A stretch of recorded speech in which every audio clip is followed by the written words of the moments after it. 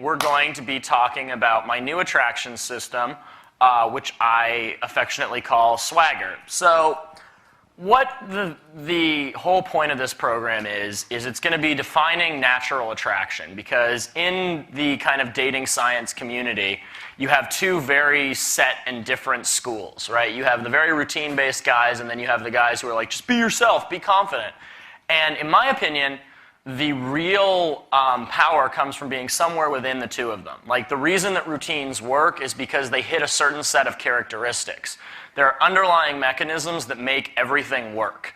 Everything that's ever worked with meeting women, be it, using games, routines, neg hits, cocky funny, any of the tactics, they work not because there's anything magical about the lines themselves or what you're saying, but they work because they paint a picture of the type of guy that is attractive to women. So this whole program is going to be about understanding the underlying mechanisms that drive that. So let me talk a little bit about my kind of experience with game and attraction in general. When I started, I was very, very dogmatic about mystery method because that was where I got the majority of my success in the beginning.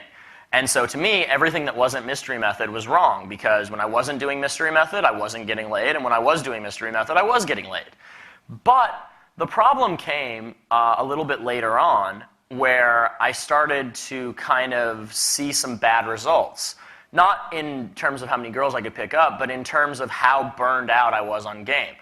And the problem was I couldn't say the same things over and over again. Now, there are certain guys out there who can go out and run the same lines and the same routines and everything week in and week out and be totally fine with it. It never gets boring or old to them. But I wasn't one of those guys. And I think most guys who get into that don't want to be that guy. They want to be someone who has become a more dynamic personality.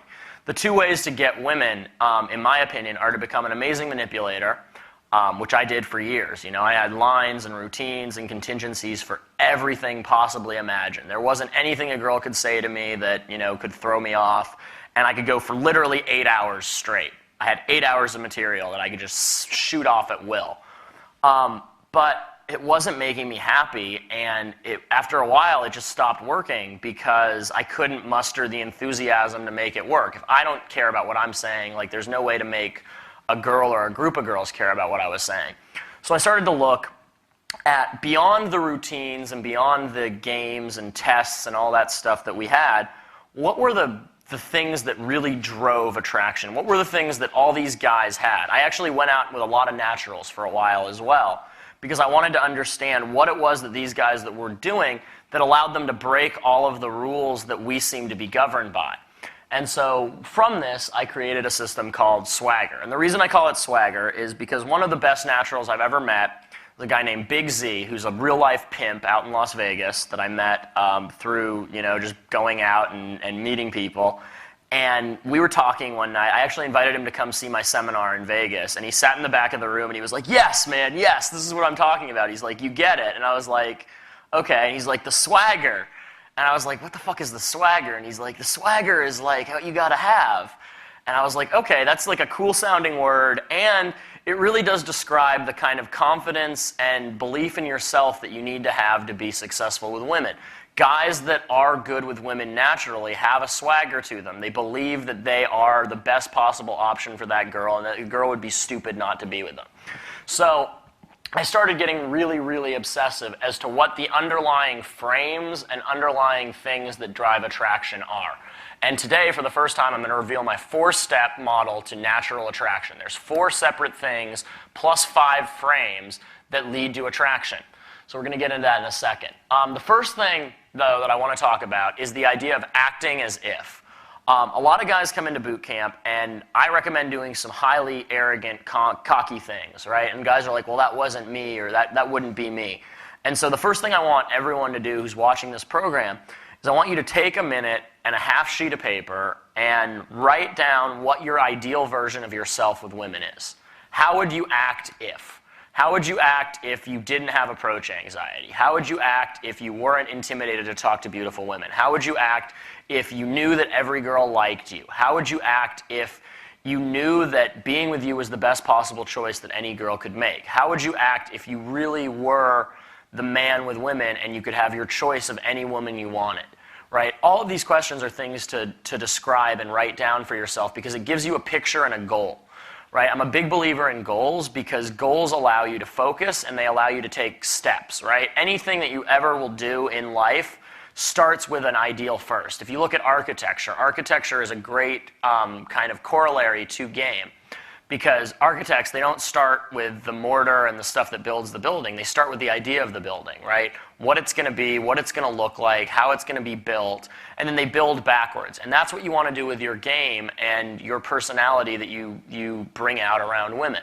So you start with the end in mind. You start with being the confident, fun, playful, whatever guy that you ultimately want to be. And then you build backwards to allow yourself to become that and to learn ways of expressing what needs to be expressed in order for women to be attracted. So that's the first thing. Now, the second thing I want to talk about is the frames of attraction. Attraction has 5 frames. Comfort has 5 frames. Seduction has 5 frames. These are underlying meanings that need to happen to make someone attracted to you. And the frame is just the underlying meaning of the interaction, right? If you think about it, it's like a picture frame goes around the thing. It doesn't influence it, but it's what keeps it there. So when 2 people are interacting, only one frame can be correct, right? And the stronger frame will absorb the weaker frame consistently. So by consistently defining the meaning of the interaction, you set the stage, as my friend Shaft likes to call it, right? By defining your behaviors as this, you now give her something to react to. Because whenever 2 people are interacting, one is emotionally reactive, and the person who's emotionally reactive has less social power. That is a out-and-out rule about the game. My favorite way of describing that is if you're walking down the street, right, and some crazy person from across the street through a crowded street is like, I'm going to kill you. You're not really worried about it, right? He's too far away for it to be an immediate threat to your survival. There's not really anything to worry about. Now, if that guy's in your face and wielding a knife, all of a sudden you have a completely different interpretation of the situation because it becomes real, right? And you now have an emotional reaction. The same thing happens with girls. If you think about, walking up to the girl of your dreams and having her tell you to fuck off, you probably all have an emotional reaction to that. Now, imagine if you were talking to a 6-year-old girl and she told you to fuck off. Now, all of a sudden, it's just kind of cute and funny. Why? Because the frame is what influences it. It's the same behavior, but the frame is the value and the underlying meanings that you put on that. When a girl rejects you, you look at it as your last chance with a girl, maybe your last chance with any girls, maybe she's the one girl that you want to have, et cetera, et cetera. And so it becomes a different thing to interpret, and that interpretation becomes negative. So the frames that we want to set in attraction are we want to keep it light. So the first frame is attraction is playful. Attraction does not take itself too seriously. Attraction is not the time to discuss the differences between Tolstoy's early work and his late work. It's not the time to start talking about, your depressing things that happened to you in your life. It's not the time to be vulnerable. It's not the time to be too deep. You'll see this tactically when one of the tactics in the community is never giving women a straight answer. I think David D'Angelo was the first person to talk about that, right? Girl asks you what you do, you say, oh, I'm an ass model, or, I'm a disposable lighter repair salesman, or I'm a lion tamer, right? Again, there's nothing particularly powerful about not giving a woman a straight answer, but what it does is it shows that you're not taking the interaction too seriously, and it demonstrates that you're playful.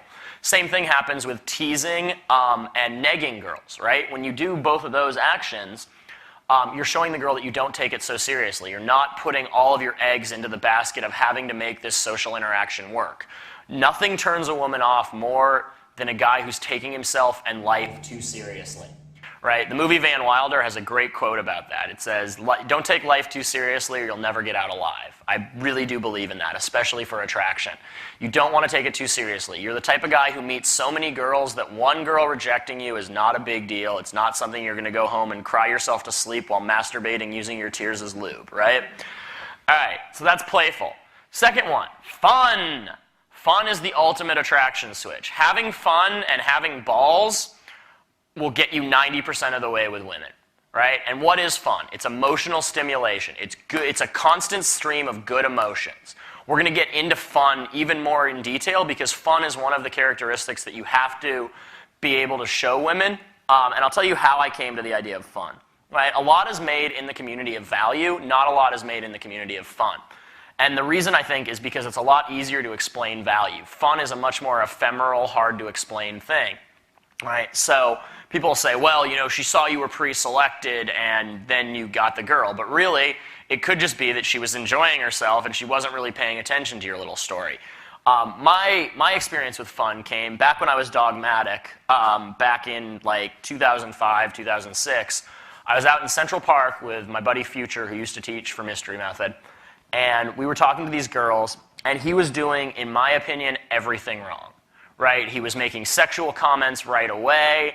He was like asking her if she was single. He was like hitting on her. He was doing all of these things that were bad game, in my opinion, right? And then the girl kept wanting to hang out and kept wanting to hang out, kept wanting to hang out. And I was just like, it was actually like fucking with my head. I can remember to this moment where I was and how exactly I felt, because it was like blowing my mind that he could be making all of these mistakes and yet the girl still wanted to hang out with him. And afterwards we were talking about it, and he was like, she was having fun. And I was like, okay, but there wasn't any value. You were low value. Like, how is she having fun if you're low value? Girls can only have fun with high value guys. And he was like, no, dude, that's completely wrong. And I thought about it, and I was like, you're right. If a girl's having fun with you, it doesn't matter what you're doing. Think about it. If you go out to a bar or club, and you're talking to a girl, and there's a million other distractions going around, her friends that she has infinite more investment with, but she's having fun with you, she stays, right? I've seen this in my own life hundreds and hundreds of times. Times where a girl's having fun with me, and she's out with her girlfriend, and then about midnight, 12:30 rolls around, and the friend's like, well, I'm going to go home, and she's like, well, I'm still having fun, so I'm going to stay. And I end up getting laid those nights. Right? What happens? She's enjoying herself. Enjoyment and good emotions. Fun. Really, really important. Third, indifference. Indifference. We talked about this a little bit before. What does it mean to be indifferent? It means that you're not attached to the outcome. It means that you're not taking things seriously, and you're not too attached to making something happen. One of the problems that guys get into when they get into game is that they start becoming reaction seeking. The first time you go out and you use like a neg, or you use a cocky, funny comment, or you tell a great story, and the girls laugh and giggle and touch you, it feels really good, right? Especially if you don't get a lot of attention from women. You're like, oh my God, this is the best thing ever. I used to be an attraction junkie. Like, I used to be like addicted to the good responses. Like, I would sit there. A lot of my early success in game came from the fact that I'm pretty funny naturally.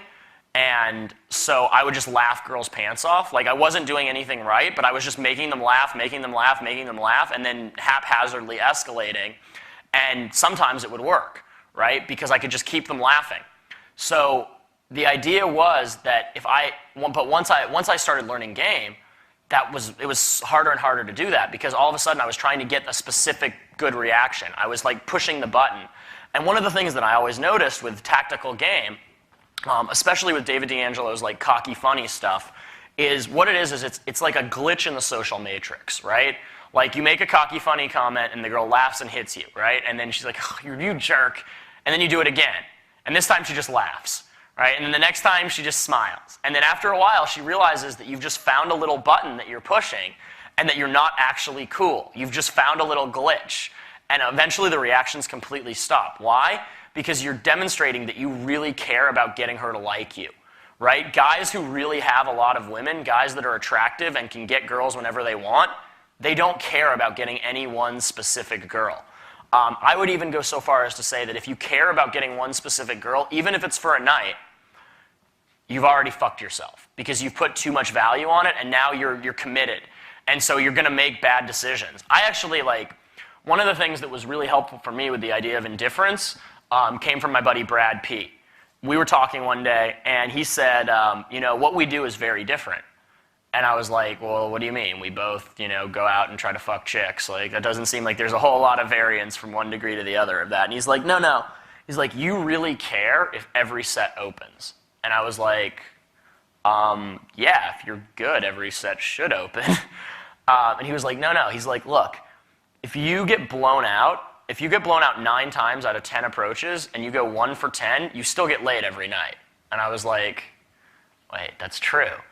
And where that comes into play is in same night lays, a lot of the time you'll get fucked logistical situations. And the difference between getting laid and not getting laid is staying in that logistical set even though you know it's not going to go anywhere. So now what I do is I screen for logistics right away. How did the girl get there? Who's she with? What does she have to do tomorrow morning? right? Because if those three things aren't lining up, then I don't want to waste my time. I'll get a phone number and I'll follow up later. But I'm not going to sit there and waste my time because my goal is to get laid every night I go out. So you have to be willing to cut bait. Like me and a friend of mine were just in the Gold Coast over the weekend, and we were talking to these two girls, and one of the girls actually got really drunk and like was passing out in the bar. And my set was really on. The girl was super hot.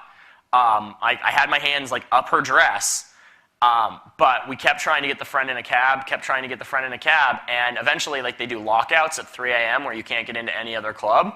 So I had a decision to make. My decision is I can stay here and, maybe 40% chance of getting laid once she gets this chick in a cab and then, she still wants to party, if she still wants to party, and we don't get locked out of everywhere. Or I can go meet new girls, right?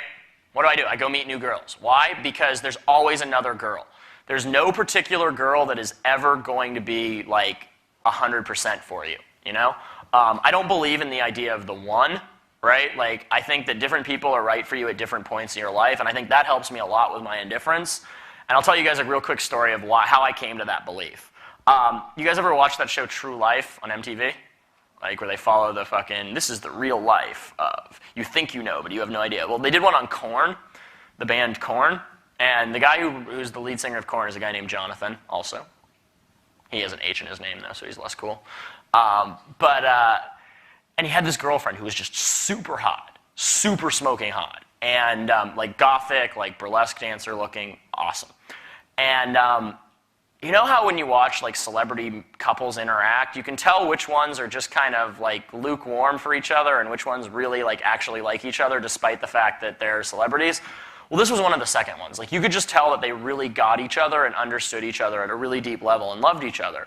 And I thought, if that guy wasn't famous, he would have no chance with that girl, right? She would just blow him off. But now that they're together, they have this amazing relationship.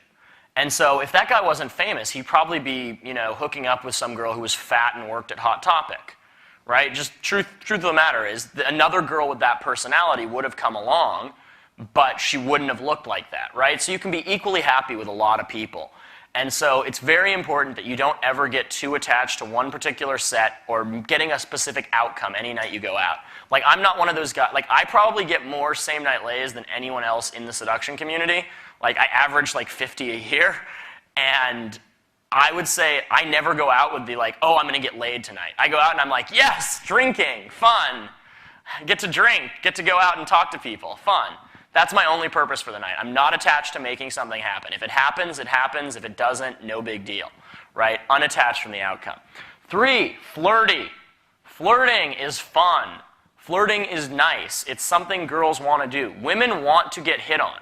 They do not spend 3 hours getting dressed up and doing their makeup and putting on their push-up bras and putting on their dresses to go out and have everyone ignore them. They want to be flirted with. Hey, Bobby Rio here with a quick intermission, and then we'll get back. It's fun and teasing. It's not just coming on to a girl nonstop, but it is making it known that you are interested in her and that you're interested in her as a man is interested in a woman, not as a friend who needs a shopping buddy or as, someone who's going to give her like deep psychic advice. It's flirting. It's showing her you like her, showing her that you guys have fun together, and that you are interested in having sex with her. 4, social. Being in an attraction frame is a social frame. You're a social butterfly. You're interested in meeting everybody. You're talking to everyone. You're not trying to get anything from anyone. You're just bringing value, and you're enjoying the art of socializing and the other experience of meeting new and different people, right? So those are the 5 frames that drive attraction, right? Now, the next thing I want to do is I want to introduce my 4-step system, right? My 4-step system, I broke it down. I took like the routines manual and I broke down like every routine. I looked through all of them and I was like, okay, what are the underlying mechanisms in each one of these routines? And a lot of the things you've heard before in hyperbole or like this, that, or the other, but I want to explain each of these concepts in depth because these are the things that make a man attractive to women. So the 4 steps are confident, interesting, masculine, and fun. Every attractive characteristic can be categorized in one of those 4 places, right? Confidence, interesting, masculine, fun. So one of the things that I really believe in is that you want to become someone who's attractive to women. You don't want to be someone who attracts women, you want to be someone who is attractive, right? Someone that a girl would be stupid not to want to be with.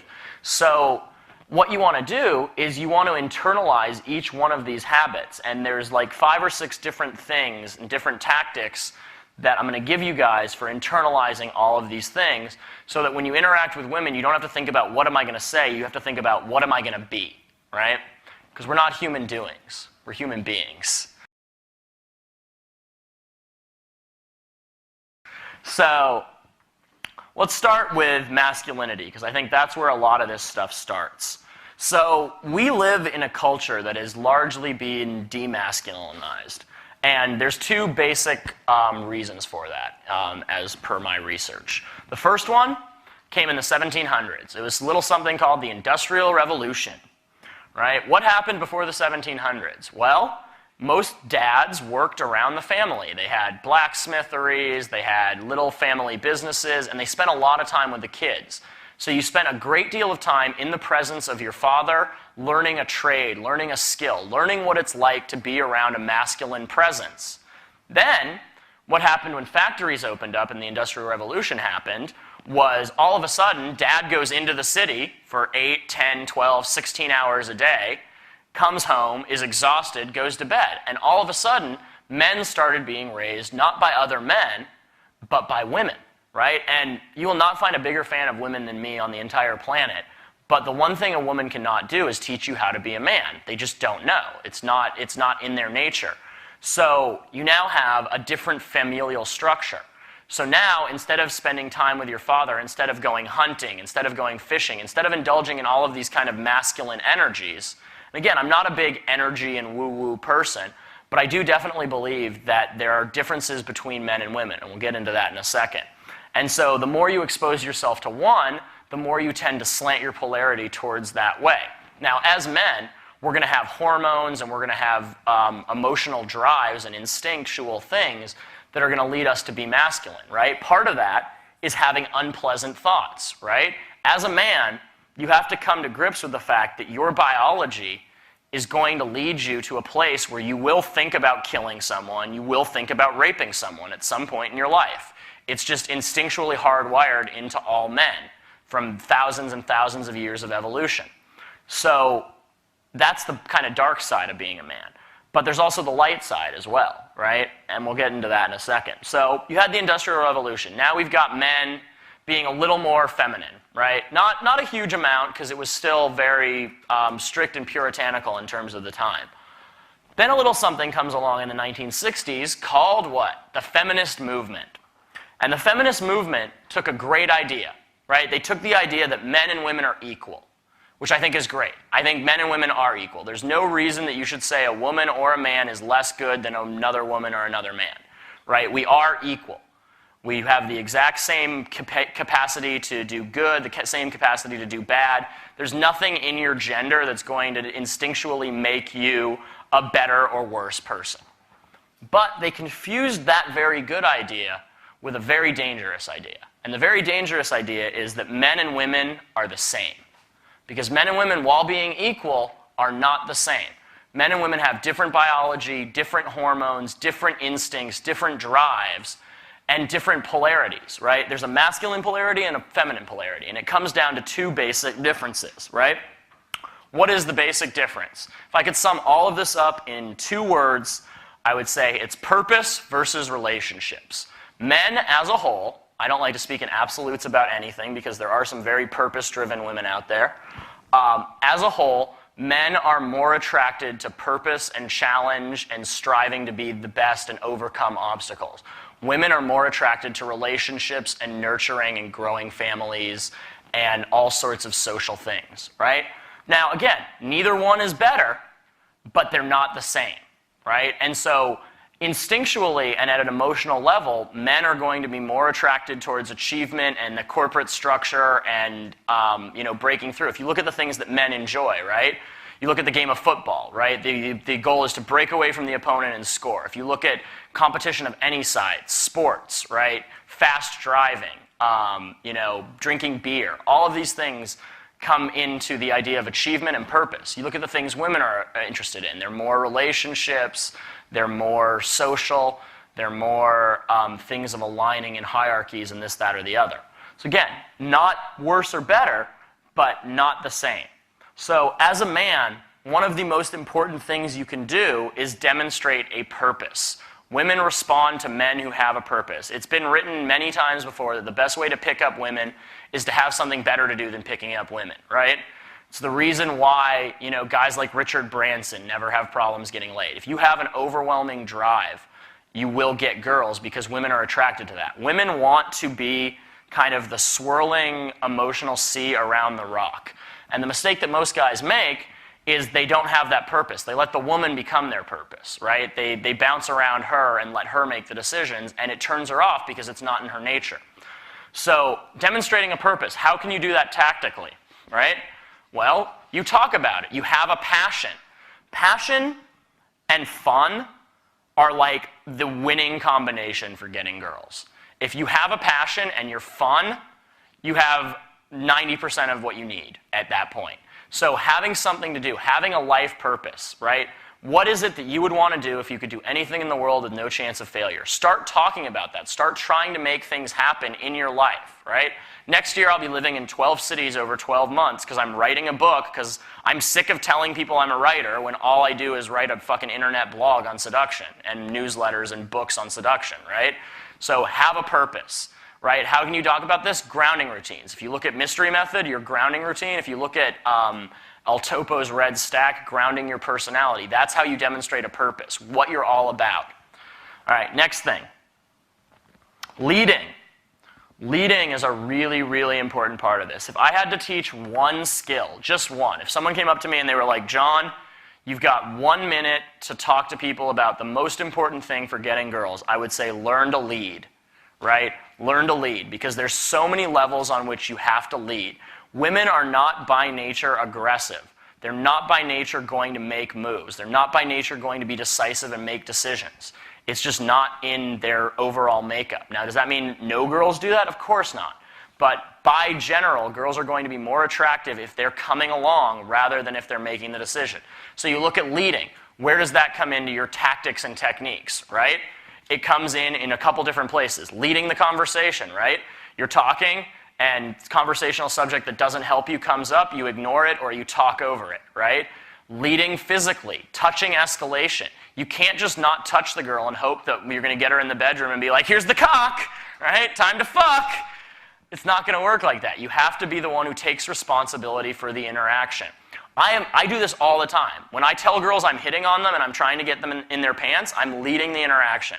I'm showing them that I take all responsibility for the escalation. She can say no as much as she wants, but I'm going to keep trying, you know?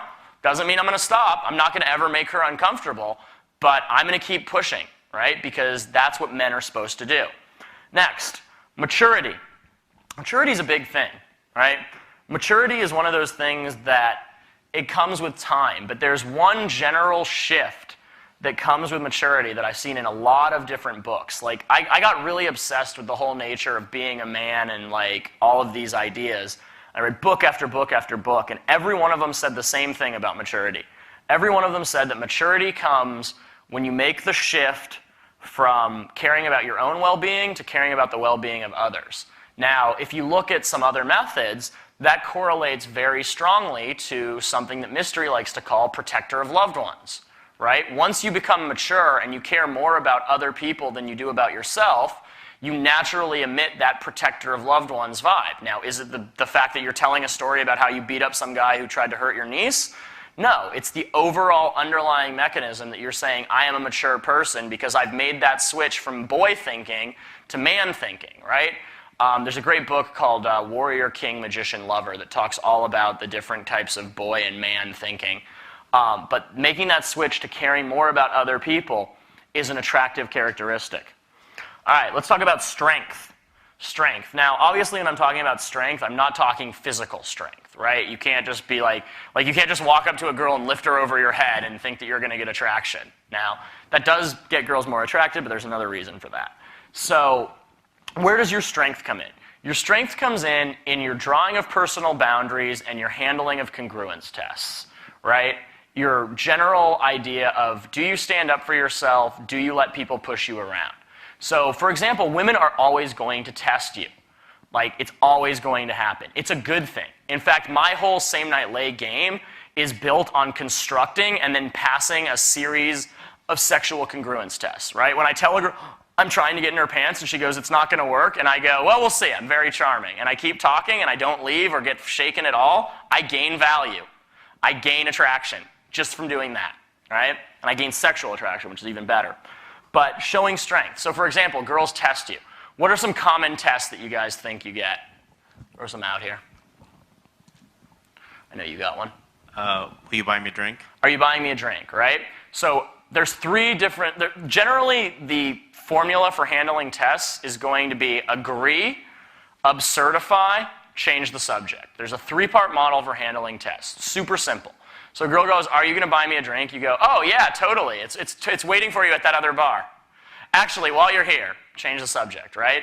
Or, are you going to buy me a drink? Well, I don't buy bitches drinks, but if you make out with me, I will, right? Agree, absurdify, exaggerate, and change the subject. Let's get another test. Who's got one? Cool. I've got a boyfriend. I've got a boyfriend. Cool. That's great. We can just be friends. But, I mean, is he going to be mad that I'm trying to fuck you? Right? Agree, absurdify.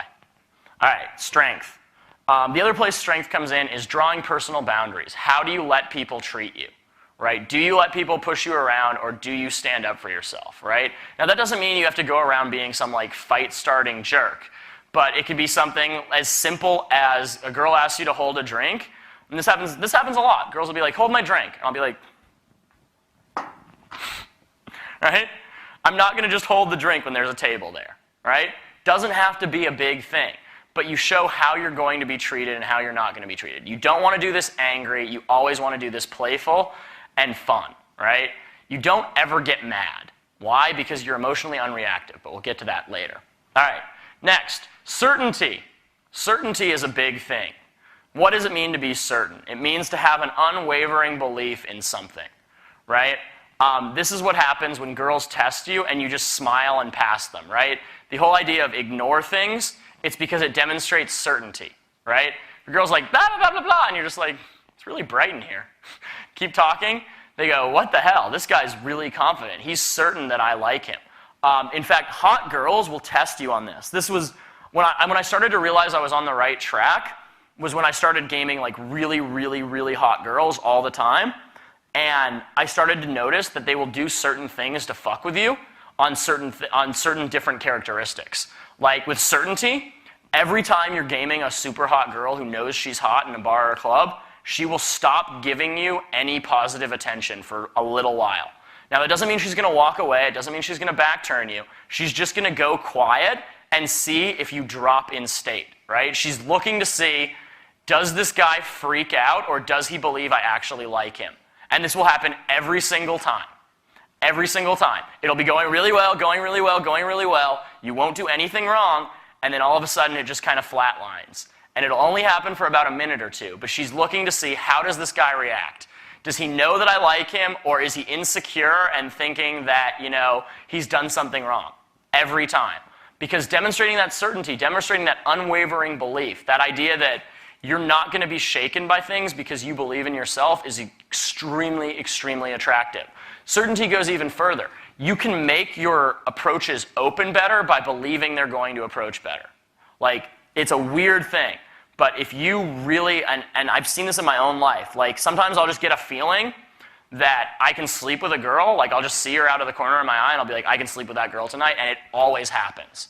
There's something about that idea of certainty because it sets the expectations, and then all of your sub-communications follow through on that. So everything radiates off of you, and it radiates that this guy like thinks he's the shit and he's got something going on here. Certainty. Social dominance. Social dominance is a big one. Dominance is one of our monkey evolutionary left things. It's how we determine hierarchies. The dominant person in gorilla tribes gets 90% of the sex. You hear people talking about being an alpha male or all of that stuff. It's socially dominant. Do you control this conversation? Are you the center of attention? Right? Do other people look to you for approval? right? Are people looking for your approval, or are you looking for other people's approval? Are you comfortable with yourself? Are you doing whatever you want to do and letting the chips fall where they may? Are you comfortable cutting people off, changing the conversational subject? All of these things that we teach as little tactics and techniques, they come under the idea of being socially dominant, being the dominant person in that social interaction, taking the lead, taking the high chair, right? Being the alpha male, whatever you want to call it. Calm, right?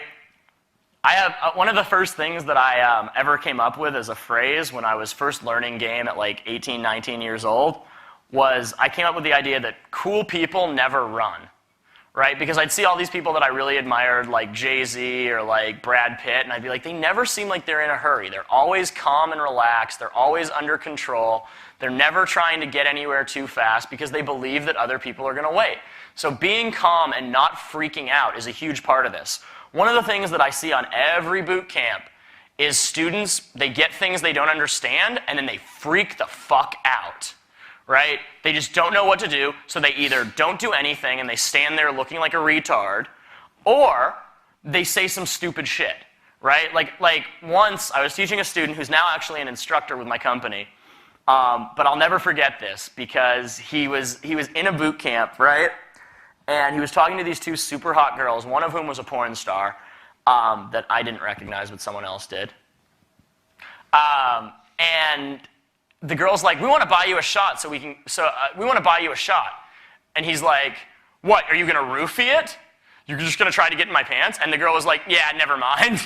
Why? Because he didn't know what was going on. It was outside of his reality that these hot girls would want to buy him a shot. So he lost his shit. He was like, they must be fucking with me, right? They must be fucking with me because I'm not actually cool. So I'm going to lose my shit and I'm going to try to like gain the upper hand again because I've lost something. When in reality, they were just being nice and it was on. So staying calm, staying on an even keel, right? When people talk about being non-reactive, when people talk about, being cool or chill, that's what they're talking about. They're talking about being calm, not rushing, not getting flustered, not allowing yourself to have an emotional reaction that you don't control. Comfortable. Comfortable is a big thing. Where does comfortable go in? It goes in comfortable leading, and it goes in comfortable body language. You don't make yourself uncomfortable to get people. One of the things we always talk about is assuming the confident position, right? So what that means is when you approach a group of girls, you want to be the center of attention and you want to be leaning back on something. You don't want to be standing on the outside. I used to call it hemorrhaging social value because you can almost just see it. When someone's standing on the outside of a group of girls and the girls are all like huddled together and it's obvious you're an outsider, you can have the best game in the world, but you're hemorrhaging social value because a cool guy would not be doing that, right? You're too desperate. You're too try-hard. Even if what you're saying is awesome, if you don't get that comfortable position and be the one who's the most comfortable, because that's the thing. The person who's moving less has more social power. The person who's in the most comfortable position has more social power. So we always want to make that idea that we're comfortable in our space and we're kind of controlling that as a whole, rather than being on the outside and allowing other people to dictate that. So comfortable body language, leaned back, relaxed, slow moving, not in a hurry, comfortable in our own skin. No nervous twitches, no insecurities, no tics, nothing like that, just comfortable. And the last one, we touched a little bit on this earlier, but that's polarities. Polarities are huge.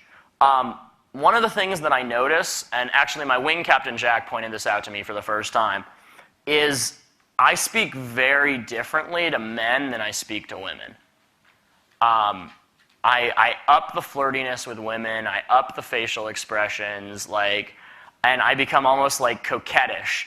Whereas with guys, I'm just very serious and stone-faced. And he was like, yeah, he's like, it's actually good that you do that. He's like, because most guys, they talk to men the exact same way they talk to women. There should always be a slight sexual overtone to what you're saying to women.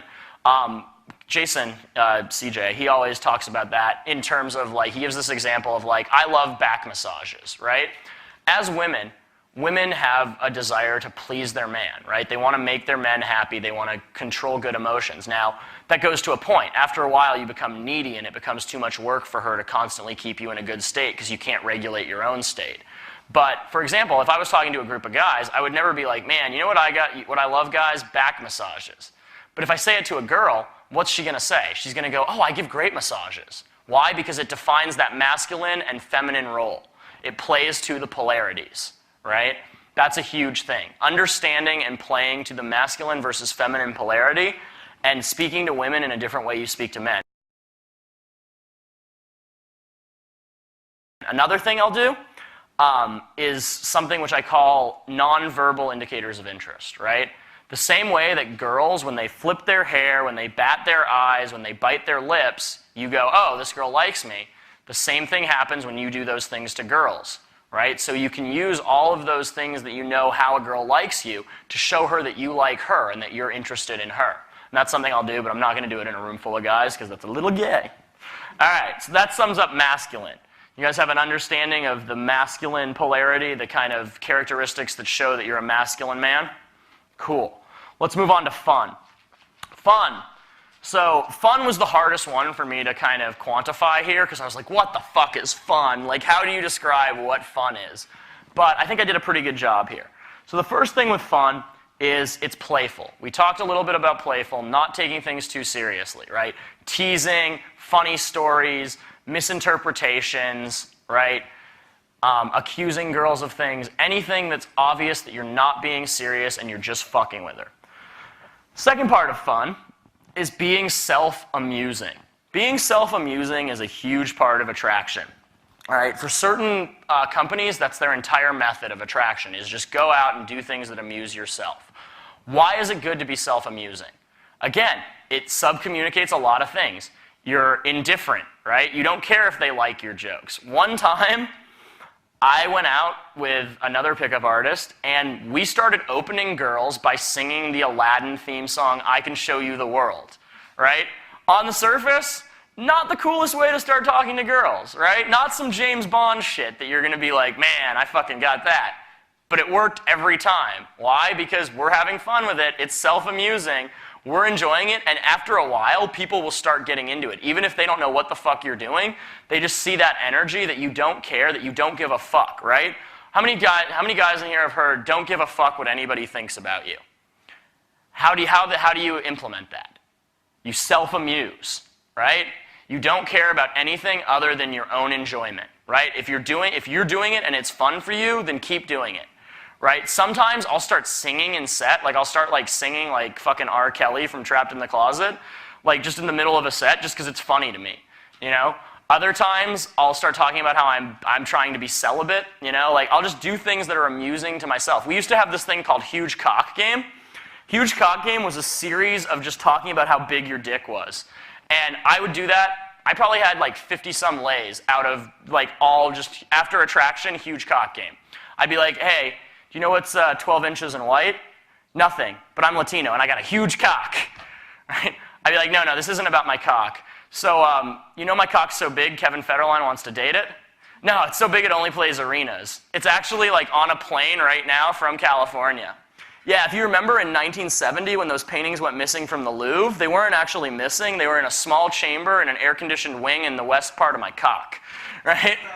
Again, is that cool? No, but girls would laugh at it because it wasn't anything sexual. It was just that I was amused by my own jokes. Now, self-amusement can go horribly wrong, and sometimes it does, but you know those are pretty fun situations anyway. Teasing. Teasing is part of fun, right? Girls love to get teased. They love it when they're 8 years old. They love it when they're 18 years old. They love it when they're 80 years old. Why? Because it's a form of communication that allows them to have a good emotional reaction while getting a little bit of ping, right? It's a little bit of pleasure, a little bit of pain. If you know anything about, you know, BDSM, pain and pleasure are a pretty linked thing, right?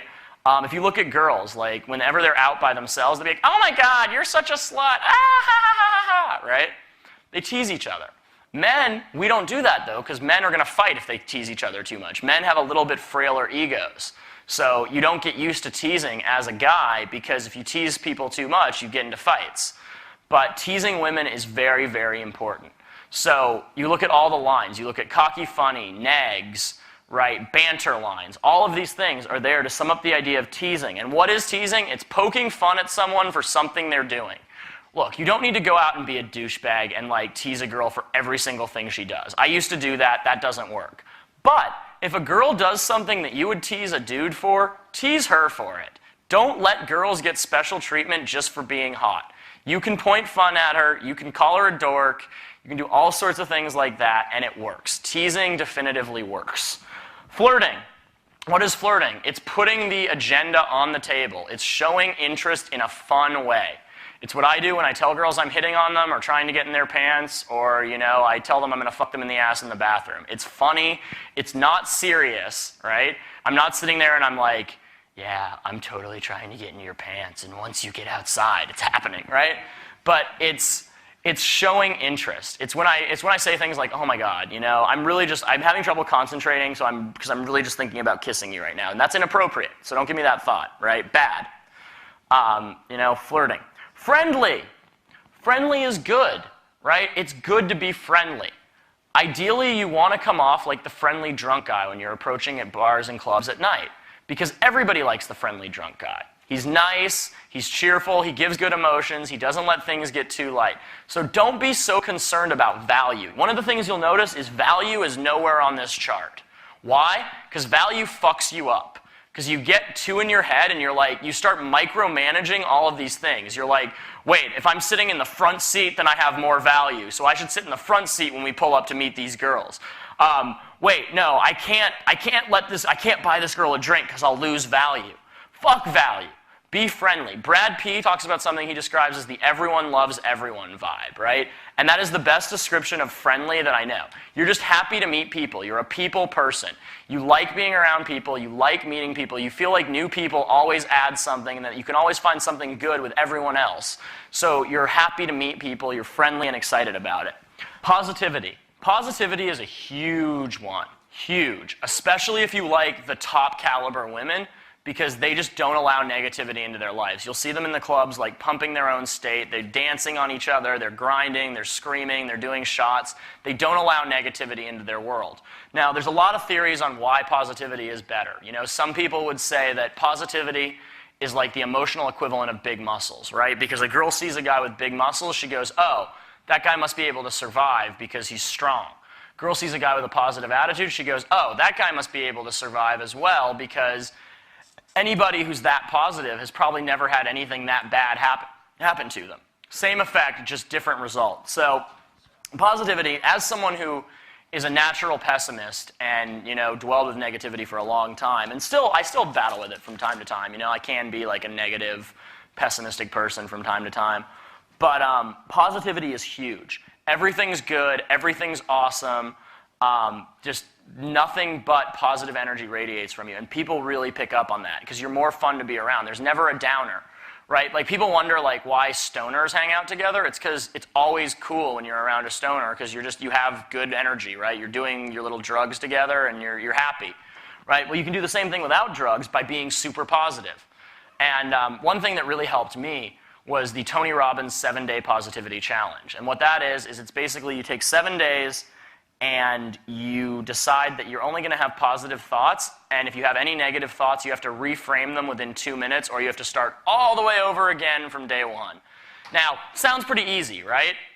Like, the first time I lasted for 2 hours because I got into LA traffic, and I was like, oh, this is going to be easy, fucking traffic. Okay, what's good about this? What can I learn here? What's the best use of my time? Fuck, I can't believe that guy's not letting me over. Fucked, done, right? Then I was doing workshops and Future was fucking with me and telling me he wasn't going to teach any seminar and trying to piss me off. Yeah, so it took me 8 or 9 times to get through it. I got one time I got all the way to day 6 and had to restart. The idea of the positivity challenge is emotional states are addictive, right? Cocaine in itself is not addictive, but what it does is it triggers a part of your brain that releases a chemical that's super addictive, right? So these emotional states are addictive. You meet someone who's really negative, and they actually become addicted to that negativity, right? So you'll tell them something positive, and they'll be like, oh yeah, that's cool, negative, right? Whereas you meet someone who's positive, and they'll be addicted to positivity. So the more you can identify those negative thought loops and break them, the easier it becomes to be a positive person, and the more positive you are, the more girls like being around you. It's really a huge correlation there. And the last one, chill, relaxed, right? Not taking anything too fast, being relaxed, slow moving, not in a hurry, right? Very laid back. That one is a really big thing, and that's something that you can range, right? Like you can go out and have nights where you just speak really slowly, and you keep really slow eye contact, and you just slow everything down, and you're just chill and relaxed. And you'll see the effect that that has. And now that's not going to be for everyone. Like obviously I'm not a super chill person, right? Like I'm pretty energetic, I'm all over the place, and I've slowed down a lot, but everyone's gonna have a range for that, but there are definite key points where you need to be chill and relaxed. One of the ones that springs to mind is when you're pulling girls back from a bar or club, you need to be relaxed and chill with everything that's happening. Don't try to rush things, don't try to push things, don't get sucked into any of the bullshit that's gonna go down, because like the funny thing is, like people think pulls are like, oh, let's go back to my house, and then you just go. Like there's like a million things of bullshit that go down with pulls. 2 weekends ago, we were on a boot camp in Melbourne, and I had already fucked this girl down by the river. So it's a girl I've already fucked, like down by the river up by Transport Bar. And we're trying to pull them back to the house. And the other guy, the other instructor, he's like running around. We can't catch a cab anywhere. We're like stuck. The girls are hungry. And I'm just completely relaxed with it because that's my element. You know, I'm just like, it's cool. Like there's food at the house. Relax. Everything's good. The other guy's like, no, we'll go to McDonald's. I'm like, no, you ain't going nowhere. Just chill, relax. All right, let's talk about interesting. Interesting.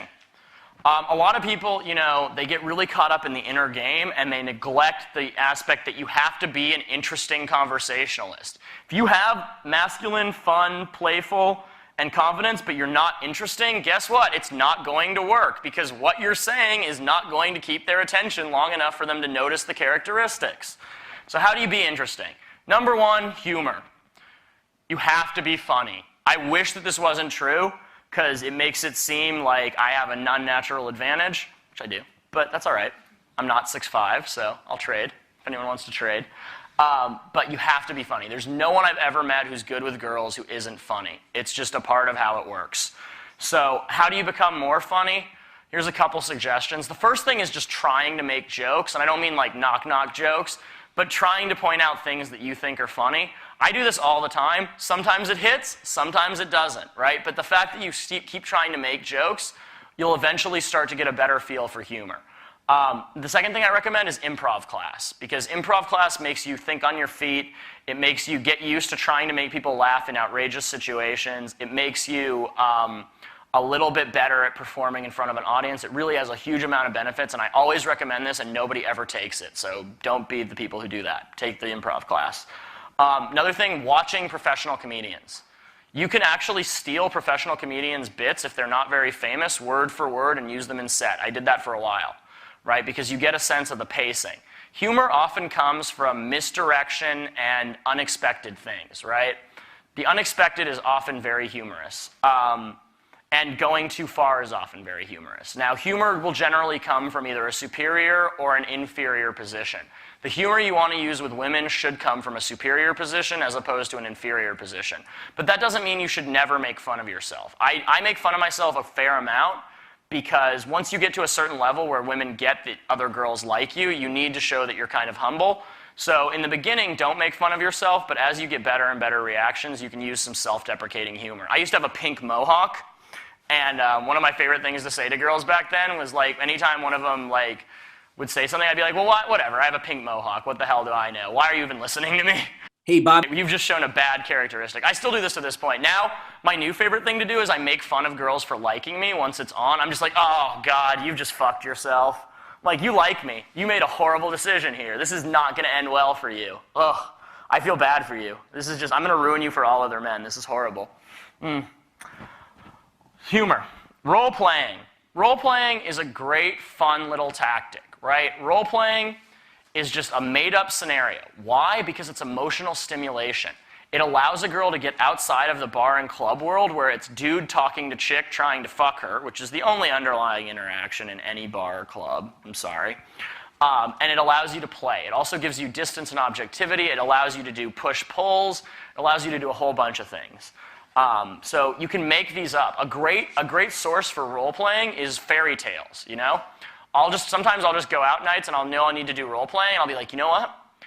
I'm gonna take you to a witch and she's going to put a spell under you where you have to go to sleep for 100 years, and then you'll let down your hair, and I'll climb up and rescue you with a soft kiss, and then we'll have to escape the dragons, right? Anything, it doesn't matter what you're doing. You can role play about taking her on a romantic date. You can role play about her being your girlfriend for the next 5 minutes. You can role play about how you're going to dress her and her friend up in different costumes. But the idea that you do it takes you outside of those normal guys and puts you into a space of fun and interesting. It's something that doesn't happen a lot for her. Next, emotional stimulation. Emotional stimulation. So what does it mean to be emotionally stimulating? It means that you give women a wide range of emotions. When I used to teach attraction switches, one of the ones that I always taught that nobody else taught was the ability to take her on an emotional journey. And not all of those emotions are going to be positive, right? Sometimes you're going to give women bad emotions. Frustration, you're going to tease her to the point that she's frustrated. Jealousy. Jealousy is one of the most powerful emotions we have. If you're talking to a girl and it's going really well, and you walk away, and you talk to another girl and it's going really well with the other girl too, guess what? That first girl is going to like you a lot more.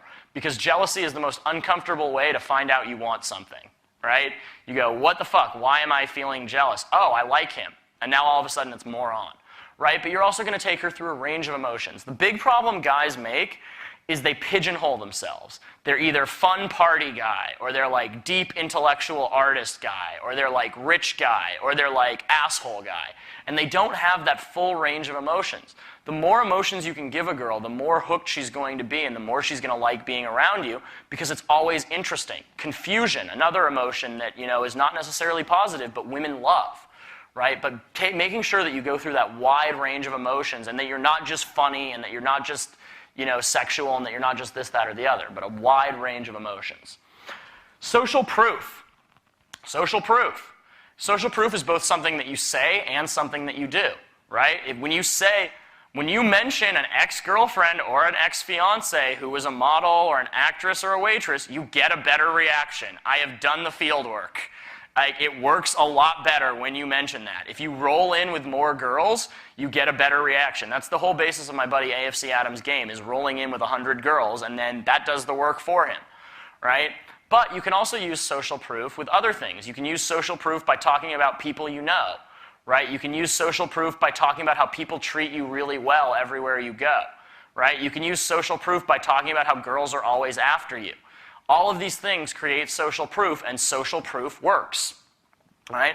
The ability to teach her something. The ability to teach her something. This is a big one. If you look at most of the attraction routines in the community, things like best friends tests, things like C's versus U's, things like eye-accessing cues or the cube, what do they all have in common? They're all teaching her something. And why is it attractive to teach her something? Because the roles are attractive. The teacher is always higher value than the student. You're always going to have more value when you're the one giving information, especially information that can help her to survive and have a better life, right? Why do you think girls, when they get together, they talk about hair and nails and makeup? It's because it makes them more attractive. It gives them an evolutionary benefit to exchange information about that in order to be better at that and help them get better guys. Right? So the ability to teach her something. And you don't have to teach her some bullshit little routine. Everyone has cool things they do that they could teach girls, right? I've taught girls a variety of things, from surfing to skateboarding to how to throw a spiral. It doesn't have to be interesting. It's the act of imparting that information that gets you the value, right? Cool. Sexy stereotypes and identity. Sexy stereotypes and identity. Fashion, what you do, and what you talk about, right? Who you are as a person. Too many guys are out there trying to reinvent the fucking wheel, right? I got really lucky in the last 2 years because I'm a writer, and a show called Californication hit the air, where Hank Moody, played by David Duchovny, has just made writer a sexy stereotype. All of a sudden, you say you're a writer, and it's like, oh, awesome. Whereas before that, it was like, oh, yeah, what do you do? Do you write screenplays? But now there's a sexy stereotype for it, right? Everyone has a sexy stereotype that they fit into. Some guys are rocker guys, some guys are rapper guys, some guys are business corporate guys, some guys are international men of leisure, some guys are dangerous guys. But there are all these stereotypes already out there created by Hollywood and the mainstream media that women are attracted to. They're all already out there. So instead of trying to reinvent that, fit yourself into one of those. Specifically, fit yourself into one of those that you see with the girls you want. If you see all the girls you want are wearing ripped jeans, have lip rings, tattoos, and wear hoodies, guess what? You start doing that. Why? Because it doesn't matter. Who you are is a fluid concept, but who you present yourself to be can really either hurt you or help you. You can make a great first impression when you walk up because you look like someone that she would hook up with or want to hook up with, or you can make a neutral first impression because you look like someone that she's not really interested in. The choice is yours. Furthermore, your identity, what you do for a living, what your passion, your purpose is, also helps your game, right? Do I talk to girls a lot about my writing? Does every girl know I'm a writer within 3 minutes? Do I get really mad when students come on my boot camp and they're firefighters and they don't tell women what they do? Yeah, really mad, right? So don't take anything out of your game. A lot of guys out there, they have this concept of like pure game in their head where they feel like they don't need to use their natural advantages. That's retarded. You're already trying to get laid the hardest way possible. Fuck making it harder. And the last one, grounding. Your grounding routine is basically your life story, because anytime you meet a new person, they need to know about the major experiences, people, and events in your life that have shaped you into who you are, right? So your grounding routine is something that you're going to talk about every time. And here's where you get into the whole routines versus no routines thing. Look, your life story is not a routine. If things actually happen to you, saying them again and again isn't bad. Right? Like, I have a friend who gets really cuntish when I start getting asked about my tattoo because he starts running other pieces of canned material because he thinks that my explanation is a routine. The line with reality blurs. You're always going to have the where did you go to college, where did you grow up, how many people are in your family conversations. So having a good structured idea of how to talk about that and shape it into the most attractive way possible is good. That's a good thing. All right, last one. Let's talk about confidence. What is confidence? To me, confidence comes down to one sentence, and that sentence is a belief in yourself and your ability to handle situations, right? That's what confidence is. How do you build confidence? Well, my friend Debonair Dave came up with the algorithm for confidence, in my opinion. Confidence equals survival plus fear. You find things you're afraid of, you do them, and you survive, and you build confidence. The more you do something that scares you, the less scary it is every time. You know, how do people dive out of planes and teach people skydiving? Were they not scared the first time they dive out of a plane? Of course they were. But they did it and they survived. And they did it again and again and again. And eventually, it becomes something that's fun to you, right? So an unwavering belief in yourself. Now, confidence is a very hard to define thing for most people. And in the community, a lot is made of the place you come from. Right? And so I actually spent probably 4 weeks reading books trying to figure out what this mythical, magical place you want to come from is. And that's what we're going to wrap today's program with. So I have discovered the place that you want to come from for confidence. It has 5 different parts. The first part is indifference. We talked about indifference already. I don't need to rehash it. Not being attached to the outcome, not trying to make things happen. Second part, willing to walk away, willing to leave, willing to give that setup. That's something that fucks guys over and over and over and over again. Because we dig in. You feel like, oh, I want this girl and she kind of likes me, so if I stay, I can make something happen. The truth of the matter is, it's almost always a better bet to walk away and come back later, especially if it's not going well. One of the things that I always notice that I talk about that most pickup artists don't like talking about is the fact that the sets go a lot better from midnight to 2 a.m. than they go from 10 to 12. Why is that? Well, there's a couple of things, right? First, 10 p.m., you're the first guy to approach her. She's kind of thinking someone better might come along, right? She's kind of like, all right, this guy's kind of cool, but there might be a cooler guy coming along later, right? Secondly, they're not drunk yet. Now, I'm not saying get girls drunk, but I'm definitely saying that as the drinking happens, the bar for how cool you have to be lowers a little bit. And lastly, she hasn't been hit on by anyone really lame yet, right? Any hot girl who goes out is going to get some dude who's just a complete douchebag, right? Like, she's gonna get some guy who's like, check out my Rolex. Did I tell you that I could take you on a boat, little lady? Or some guy who's like, hey, come here. This bitch ain't going nowhere, right?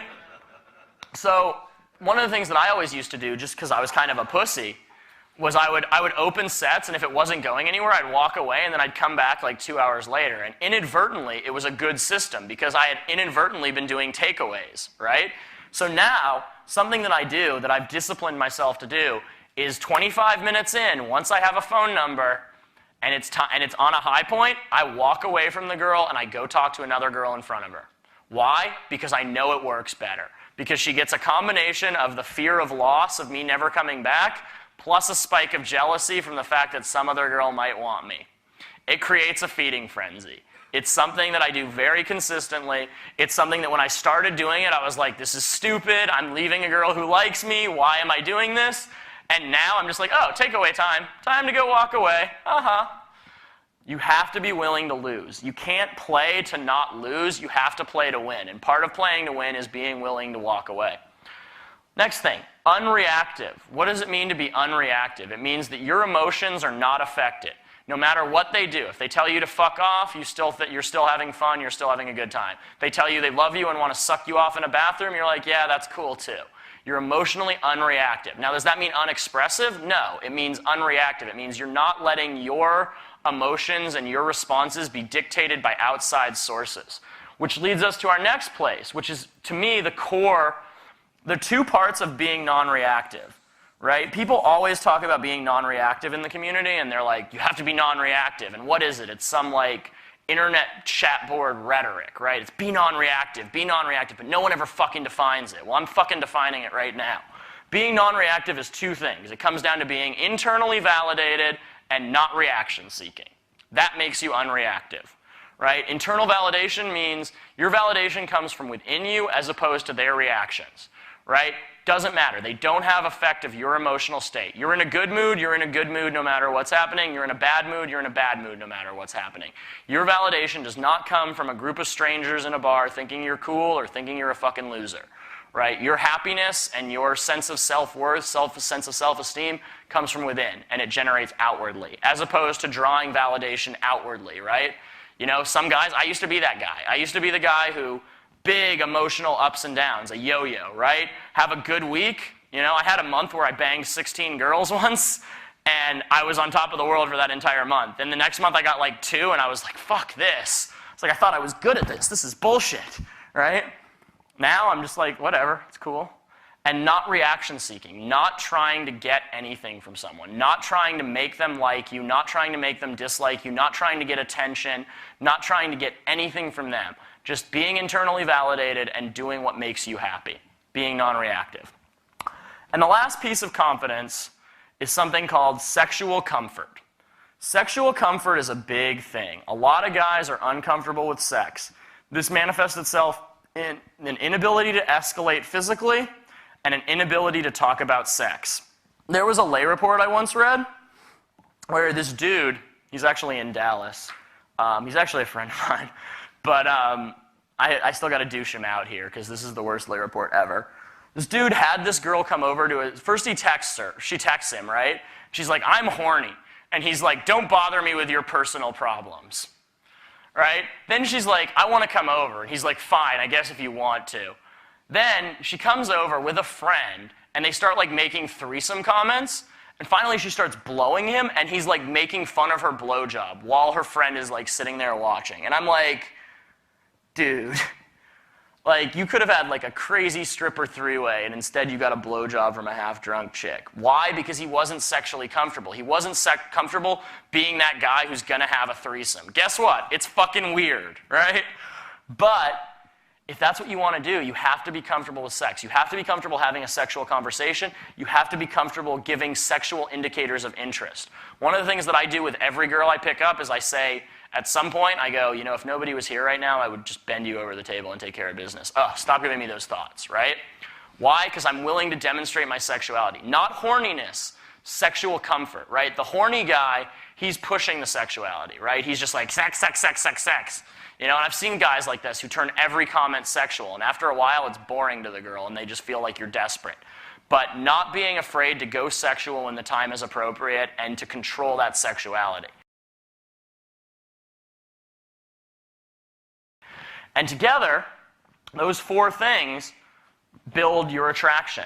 If you can demonstrate that you're fun, being playful, self-amusing, teasing, flirting, friendly, positive, and chill, if you can show that you're masculine, meaning you recognize the differences in the sexes, right? You understand that men are purposeful, leading, mature, strong, certain, dominant, calm, comfortable, and you understand the difference between the polarities in men and women and how to interact with a woman as opposed to how to interact with a man. If you can be interesting, you can be funny, you can use role plays to be creative and show your interesting side. You can use social proof. You can be emotionally stimulating. You have something to teach her, right? You have a sexy stereotype and a sexy identity, and you have a sequence that explains how you got to be who you are. Combined with confidence, the belief in yourself, right? Coming from the right place. You're non-judgmental, you're indifferent, you're willing to walk away, you're unreactive, and unreactive being internally validated and not reaction-seeking, and you're sexually comfortable, you will get attraction the majority of the time. Not every time, because nothing works every time, but as close to every time as is possible in the real world comes down to these four things and their correlating factors, as well as the 5 attraction frames.